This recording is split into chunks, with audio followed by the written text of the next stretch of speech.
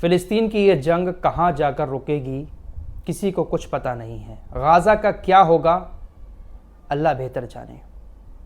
2 महीने की शांति के बाद एक बार फिर से हालात पहले जैसे बन गए हैं।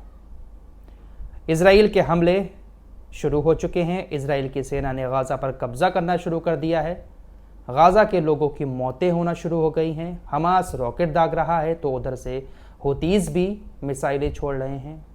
वही सब पहले जैसा एक बार फिर से मंजर हमारी आंखों के सामने दोबारा आ चुका है। बहुत कुछ हुआ, सीज़फायर हुआ, गाज़ा को फिर से बसाने की बातें हुई, नेताओं की जुमलेबाजी हुई, लेकिन कुछ काम न आई। हालात फिर वैसे ही नजर आ रहे हैं जैसे जंग शुरू होने के बाद बने थे। पिछली रिपोर्ट में आप लोगों को बता चुका हूं कि इजराइल ने हमले शुरू कर दिए हैं। पिछले 48 घंटे की रिपोर्ट है। तकरीबन 710 लोगों की गाज़ा के अंदर मौत हुई है। 900 से ज़्यादा घायलों को अस्पताल में एडमिट कराया गया है। अल-अक्सा शहीद हॉस्पिटल के स्पोक्स पर्सन ने बताया, घायलों में 70% औरतें और बच्चे हैं, जिनमें से ज़्यादातर की हालत गंभीर है। कुछ घायलों की मौत इलाज के दौरान हो गई और कुछ घायलों की मौत इलाज की कमी की वजह से हुई। उनकी देखभाल ठीक से नहीं हो पाई क्योंकि हॉस्पिटल में उतनी सुख सुविधाएं नहीं हैं, जिस वजह से तकरीबन 710 लोग अब तक ऑफिशियली गाज़ा के अंदर 48 घंटे में मारे जा चुके हैं। अभी कुछ देर पहले ही शाम के वक्त में इस रिपोर्ट को जब मैं तैयार कर रहा हूँ, उससे आधा घंटा पहले ही इजराइल ने एक और हमला किया गाज़ा पर। 70 लोग उसमें मारे गए हैं। मौतों की संख्या और बढ़ सकती है। इजराइल की सेना ने गाज़ा के उन इलाकों में एक बार फिर से ज़मीनी ऑपरेशन शुरू करके कब्जा जमा लिया है जहां पर सीज़फायर की डील के दौरान वो वापस गए थे। सीज़फायर के दौरान इजरायली सेना जिन इलाकों से वापस गई थी, एक बार फिर से ज़मीनी ऑपरेशन शुरू करके टारगेटेड हमले किए जा रहे हैं इजरायली सेना की तरफ से। इजराइल की सेना कब्जा करने के बाद जब हमले कर रही है तो कह रही है कि हम हमास के ठिकानों पर हमले कर रहे हैं और उनको ख़त्म करके ही दब लेंगे, लेकिन मारे जा रहे हैं कौन, वो सब आप लोग जानते ही हैं। फिलहाल सेम वैसा ही मंजर एक बार फिर से हमारे सामने आ चुका है जो सीज़फायर से पहले था, जंग शुरू होने के बाद था। तो कुछ होने वाला नहीं है, चाहे भले कितनी ही कोशिशें कर ली जाएं, कितने भी सीज़फायर हो जाएं। गाज़ा को अगर दोबारा से बसा भी दिया जाएगा फिर भी इजराइल हमले करके उसको तबाह कर ही देगा। फिलहाल अभी कुछ देर पहले की ये खबर आपको बता रहा हूं। तकरीबन 5 बजे मैं इस वीडियो को रिकॉर्ड कर रहा हूं, आज शाम के वक्त में 20 मार्च को 5 बजे के वक्त तकरीबन हमास ने बहुत सारे रॉकेट तेल अवीव की तरफ छोड़े। सब आपकी स्क्रीन पर है कहां कहां पर ये रॉकेटों की बारिश हुई।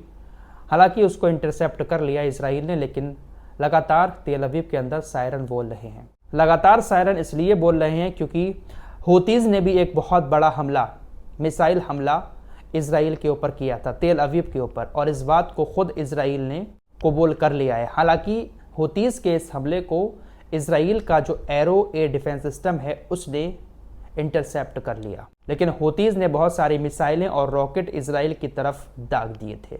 अभी कुछ देर पहले फिर से हुतीज़ ने इजराइल का जो बेन गुरियन हवाई अड्डा है वहां पर भी हमला किया हाइपरसोनिक मिसाइल से, लेकिन उसको इंटरसेप्ट कर लिया गया है। लेकिन ये काफ़ी बड़ी बात है हुतीज़ के लिए भी कि वो लगातार इजराइल तक अपनी मिसाइलें, अपने रॉकेट पहुंचा रहे हैं। लेकिन ऐसा भी नहीं है कि इतनी सारी मिसाइलें और रॉकेट पहुंच रहे हैं उससे इजराइल को थोड़ा बहुत तो नुकसान कहीं ना कहीं होता होगा। वैसे नहीं होता होगा तो इजराइल का जो डिफेंस सिस्टम है उन मिसाइलों को रोकने में अपनी पूरी ताकत लगा रहा है, वो नुकसान इजराइल को उठाना पड़ रहा है। बाकी लाल सागर के अंदर हुतीज़ अपने हमले अभी भी लगातार जारी रखे हुए हैं। हुतीज़ की तरफ से सेंट्रल इजराइल में प्रोजेक्टाइल हमले जो किए गए उसमें देखिए किस तरीके से पूरे इलाके में सायरन बजना शुरू हो गए। खुद इजराइल डिफेंस फोर्सेस ने एक पोस्ट करते हुए ट्विटर एक्स पर बताया, यमन के हूती विद्रोहियों ने हमले किए हैं। सेना के मुताबिक इन प्रोजेक्टाइल हमलों के चलते पूरे सेंट्रल इजराइल में सायरन बजाए जा रहे हैं ताकि लोग सतर्क रह सकें और ज़रूरी सुरक्षा उपाय अपना सकें। फिलहाल 100 बात की एक बात यही है कि मिसाइलें इधर से भी छोड़ी जा रही हैं, उधर से भी छोड़ी जा रही हैं, लेकिन नुकसान सबसे ज़्यादा किसी का हो रहा है तो वो सिर्फ गाज़ा के मासूम बच्चों और महिलाओं का, जान का नुकसान। बाकी कहीं किसी के ऊपर कोई फर्क नहीं पड़ता है। इसी बीच हमास के स्पोक्स पर्सन अबू उबैदा भी सामने आए। उन्होंने कहा कि हमने युद्ध की तैयारी पूरी कर ली है और हम युद्ध का ऐलान करते हैं। हम पूरी तरह से युद्ध के लिए तैयार हैं और सभी संभावित परिदृश्यों के लिए तैयार हैं। युद्ध की बहाली से दुश्मन की बची हुई साख का अंतिम विनाश हो जाएगा। इधर अबू उबैदा बड़ी बातें कह रहे हैं कि जो भी थोड़ी बहुत बची कुची इज्जत है उसका भी हम अंत कर देंगे दुश्मन का। ये बात तो ठीक है दोस्तों कि इजराइल की इज्जत जो थी इस जंग से पहले, जो बड़ी बड़ी बातें इजराइल के बारे में कही जाती थी, हमास के लोगों ने इजराइल की इज्जत तो कम कर दी है क्योंकि अभी तक बंधक नहीं छुड़ा पाया है इजराइल। लेकिन एक हकीकत ये भी है कि बदले में इजराइल ने मार बहुत दी है। गाजा में तबाही मची हुई है, जानें ऐसी जा रही हैं जैसे मक्खी मच्छर मारे जाते हों। गाजा की सुध लेने वाला आखिर है कौन इस दुनिया के अंदर? कोई नहीं है। ईरान ही है जो थोड़ी बहुत मदद कर रहा है। डोनाल्ड ट्रंप ने ईरान को भी धमकी दे दी है कि आप हूतीज़ को अगर हथियार देना बंद कर दें तो हम इन हूतीज़ के आतंकवादियों को, ऐसा डोनाल्ड ट्रंप ने कहा है, हूतीज़ के आतंकवादियों को हम बस कुछ ही पल में ख़त्म कर देंगे, आप सहायता देना बंद कर दें। तो फ़िलिस्तीन के लिए, गाज़ा के लिए जो कुछ लड़ रहा है वो थोड़ा बहुत ईरान ही है। बाकी जिनको बड़े बड़े मसीहा माना मुसलमानों ने, रजब तैयब एर्दोगान, देखिए भाई ये बंदा कितना बड़ा वाला है, कुर्सी के लिए ये क्या करता है। दुनिया में सबसे ज़्यादा फेकू अगर कोई कहा जाए ना तो ये रजब तैयब एर्दोगान को, दुनिया में सबसे बड़ा फेकू नेता और सबसे बड़ा कुर्सी का लालची कोई अगर देखा जाए ना, नेता और भी हैं लेकिन रजब तैयब एर्दोगान अब शायद नंबर 1 पर आ रहे हैं। रजब तैयब एर्दोगान ने तुर्की के अंदर पूरे विपक्ष को गिरफ्तार करवा दिया। इस वक्त तुर्की के अंदर लाखों लोग इस्तांबुल के अंदर सड़कों पर उतरकर रजब तैयब एर्दोगान के इस्तीफे की मांग कर रहे हैं, रजब तैयब एर्दोगान के खिलाफ नारे लगा रहे हैं। दरअसल आपको मालूम ही है कि रजब तैयब एर्दोगान बहुत टाइम से राष्ट्रपति बने हुए हैं।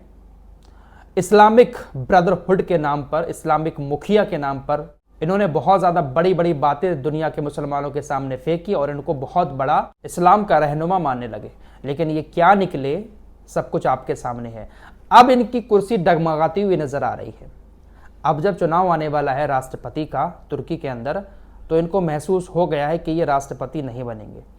तो अब इन्होंने पूरे विपक्ष को, जो विपक्ष के जो नए राष्ट्रपति बनने का सपना देख रहे हैं और वो बन भी सकते हैं, एकरम इमामोगलू, उनको और उनके तमाम नेताओं को, तकरीबन 100 नेताओं को भ्रष्टाचार के आरोप में गिरफ्तार करवा दिया। रजब तैयब एर्दोगान ने पूरे विपक्ष के ऊपर टेरर फंडिंग और भ्रष्टाचार का आरोप लगाकर गिरफ्तार करवा दिया, जिसके बाद इस्तांबुल के अंदर लोग सड़कों पर उतर गए। विपक्ष आरोप लगा रहा है कि रजब तैयब एर्दोगान नए राष्ट्रपति जो बनने वाले हैं, राष्ट्रपति बनने से पहले ही तख्ता पलट करने की कोशिश कर रहे हैं, क्योंकि साफ तौर पर नजर आ रहा है कि अगले राष्ट्रपति जो है वो इमामोगलू ही बनेंगे। क्योंकि लास्ट जब चुनाव हुआ था जिसमें रजब तैयब एर्दोगान चुनाव जीते थे, काफी क्लोज टक्कर थी और अब पिछले 3-4 साल के अंदर इन्होंने अपनी छवि इतनी खराब कर ली है कि इनका अब राष्ट्रपति दोबारा से बन पाना बहुत मुश्किल है। लाखों लोग सड़कों पर उतरे हुए हैं और उनके खिलाफ नारेबाजी हो रही है, इस्तीफे की मांग की जा रही है। तो अपनी कुर्सी के लिए ये सब कुछ कर रहे हैं, विपक्ष को ही पूरे गिरफ्तार करवा दिया। ये है इस्लामिक वर्ल्ड के मसीहा।